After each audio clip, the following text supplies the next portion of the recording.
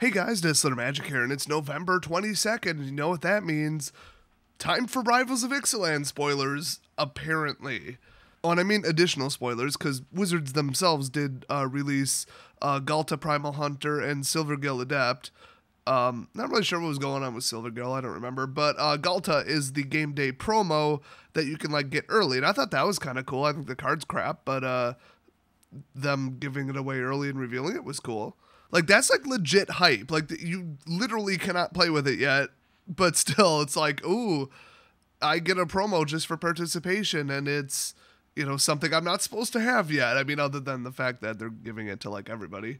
I don't know, it just seems kind of exciting. I don't know, maybe I'm getting caught up in it, which I'm, like, the last person to do that. Either way, we've got 3 more spoilers. I have no idea what's going on with the third one, or the first 2. That could have been phrased better, but it's 1:24 a.m., so we're just going to power through it. Well, you guys can thank the Portuguese again. Probably not literally. It's almost definitely Brazil. I mean Brasil.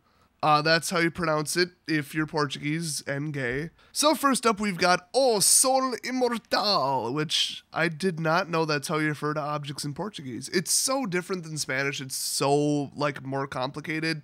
They should just delete Portuguese and switch to Spanish. I mean, it would be like the Italians switching to Spanish. It's not that hard. In fact, they're actually even closer. Anyway, it's the Immortal Sun, you know, the card that everybody cares about. So what random Portuguese source had it this early? I don't know. Who grabbed it from where? I don't know. I do know that this is clearly a digital copy. So if Wizards was going to leak it on purpose, I think they wouldn't even do it this early. I mean, this early, somebody leaked it. There's no way this is spoilers. That said, I haven't even checked with Wizards' website for last week, so maybe it is. I don't know. So first of all, that's the Azorius symbol. No surprise there. They either built it, and then they're the ones who put the giant you can't planeswalk out Azorius enchantment field on the plane, which, I mean, duh.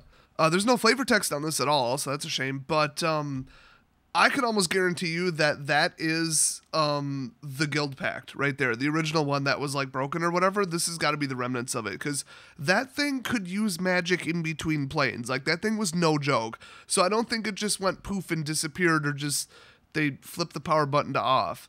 I think it turned into like a defective artifact, so they're just like, let's hide it on this, we'll just say planet. So then just, you know, protect it with like a don't planeswalk out enchantment, and there you go. I mean, makes sense to me. I very well could be wrong, but it does make sense. It would be kind of like a cool little lore callback, but I'm not familiar with Ravnica lore at all. Maybe the Guild Pact is literally a piece of paper, doesn't resemble this artwork at all. Maybe this is a vault that contains it. Maybe that was the point, is they made a containment vessel for the Guild Pact. Or maybe this is just, you know, basically a prison planet for Azorius. They just send people here. Maybe that's how the vampires and pirates started. I don't know. They seem kind of accepting of other cultures.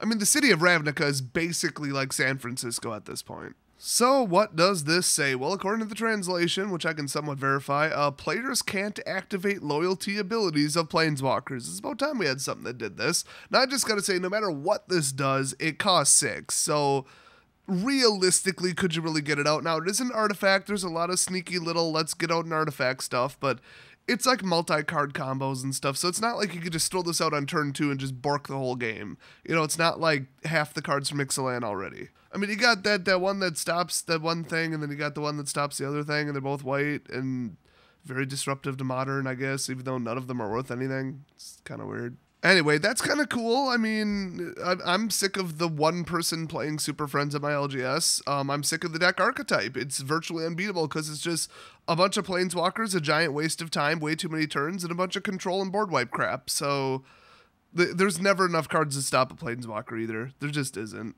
It's just such an like obnoxious, annoying to play against deck archetype that's constantly recurring. It's never going to go away. Hopefully this makes it go away for a little bit, but I feel like by the time you got 6 mana, they've got a negate in their hand. I mean, come on. Either that or, I mean, it's not indestructible, so I mean, I could name a couple planeswalkers right now that could probably get rid of this. Or like 2, I think. Anyway, second ability. At the beginning of your draw step, draw an additional card. No catch, no discard. That's awesome. Spells you cast cost 1 less to cast. That's huge, except for the fact that you already clearly had 6. But if you kind of treasure ramped your way into it and it was a one and done, this will actually be pretty nice. Either way, that's like I mean, that's such a powerful effect just in general. And then finally, as criaturas que você controla recibem +1/+1. I'm so sure that was very accurate. So creatures you control get +1/+1. So always watching without the vigilance and without the token restriction. I mean, you drop this out, it almost doesn't matter what your board state is. This could be literally the only thing on the board, and you're just going to double draw and then cast stuff for cheap and just fill the board and then boost it. I mean, the whole thing just works. It's exactly as powerful as everybody thought it would be, because like all 4 of these abilities are just absolutely nuts. And it costs 6, so it's not like, oh, everybody's going to play it, it's $30. Like if it costs 3, I would go play a different game. That would just prove that Wizards has lost their minds. So overall, this is amazing. It matches the lore, but without like going insane with it. You know, it's like respectable level of power. It's very playable, but it's appropriately costed, and it's not single-handedly game ending, but it's close. I mean, it's like a turn delay. Anything that's like, whoa, I have to deal with this, but you're still not going to win with it for like 3 turns maybe, depending upon the board state. Yeah, that's fair almost regardless of what's printed on the card. And especially considering you can take this out with like a 2-cost spell, I think. Maybe 3. No indestructible, no hexproof, nothing. You could just shatter this thing, basically. Just pick it up and smash it. So it's a shame this leaked, but I'm almost more excited to read the storyline and see what's going on. Everybody's like, ooh, the Azorius symbol. So maybe this was a manufactured leak because no flavor text, no lore leaks, but everybody's like, ooh, Azorius. I wonder what's going on there. And it is legitimately generating hype. I am, quote, falling for it. On the other hand, though, it's the Portuguese. They probably just leaked it for like the 5th time. Next up, we've got Tetes Amok, which sounds really Aztecian. Morte Primordial. Gracias a mis amigos de Portugal. Again, or probably Brazil. Yes, and no, it's Spanish. That's the one I speak. It's an ongoing running gig, okay? Welcome to the internet. Speaking Spanish to Portuguese people on purpose as a troll goes back to like StarCraft 1, okay? By the way, stop saying Death Touch, start saying Toque Mortífero, which of course translates to, well, basically Death Touch if you were to, you know, because the adjectives come after the nouns, but touch death. So this is pretty cool. It's a 6/6 for 6. It's a primordial, which means they're probably going to unleash some mega awesome dinosaurs, probably from the city accidentally or something. I don't know, whatever, who cares? Now get this, you pay 1, reveal Tetes Amok Death Primordial from your hand, put a prey counter on target creature, only activate this ability during your turn, and then, when it enters the battlefield, destroy all creatures with a prey counter on them. I like this because it's like it could single-handedly win the game if they're not ready for it, but it's like so fragile.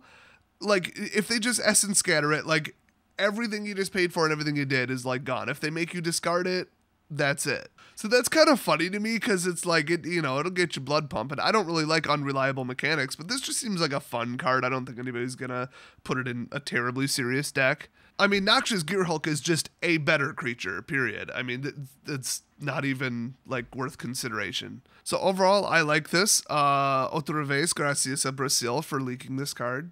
Or thanks Wizards of the Coast for making the Portuguese people as a whole on planet Earth look completely incompetent by pretending to leak it. That's awesome.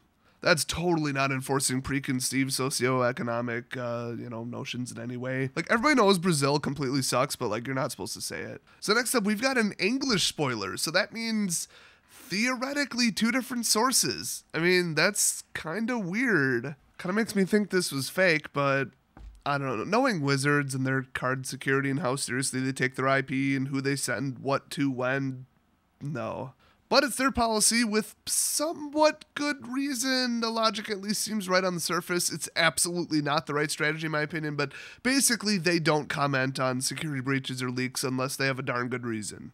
Apparently they've never heard of this thing called a chilling effect. Anyway, it stormed the vault. It is a rare and it is a flip, so they're probably going to print half of them on the wrong paper again. I mean, let's hope that person got fired, but anyway. This is a legendary enchantment, 2 costs, which means they're going to be pushing 2 costs. I'm not happy about that, but whatever. You guys know I wanted Devotion back. I just love that. So anyway, check out this artwork. He's like kicking a golem in the face. That must be inside Orazka. I mean, they must have like some kind of defenses or something. That's just cool. Anyway, whenever 1 or more creatures you control deals combat damage to a player, create a treasure artifact token. Everybody knows what they do. At the beginning of your end step, if you control 5 or more artifacts, transform it. Oh, and then win the game with Revel in Riches or Mechanized Production. So on the flip side, it's legendary land. You can tap for any color. That's pretty sweet. And you can tap for blue for each artifact you control. So you can use artifacts without using them. Now, it's called Vault of Katla. I don't know what that is. It could be like the actual name for Erazka, but we really in the storyline have no reason to believe that it's not actually called Erazka and hasn't, always been or whatever. So it's another like ramp up, perfect board state. Okay, now just win the dang game kind of card, which are obviously perfectly fair. So nothing too crazy out of Rivals yet, which is good. Probably doesn't bode well for the sales, but if they were to print a bunch of broken, overpowered garbage like Aether Revolt, then the next 4 sets would sell like crap. So I think they know that at this point. Now, when they designed the set, did they know that? Maybe not. Are they ever going to let Mark Rosewater design part of a set again? Maybe not. Hey, look at me, I'm Mark Rosewater, and I like all kinds of mechanics that can't be interacted with. Well, guess what, Mr. Rosewater? I like games of Magic that don't suck. So overall, I think this card's basically never going to flip, but the whole hit somebody and build up an even better board state with the treasures by probably using them, not bad.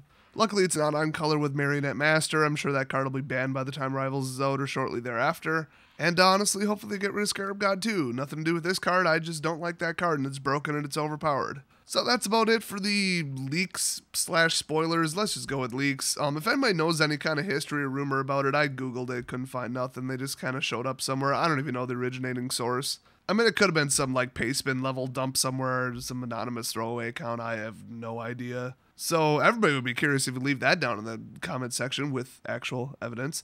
And hopefully we get a couple more leaks, maybe at a more appropriate time. Oh, by leaks, I mean actual like spoilers, like official spoilers. So thanks for watching. Leave your craziest conspiracy theory for the Immortal Sun and why it has the Azorius symbol on it. And I will see you guys next video.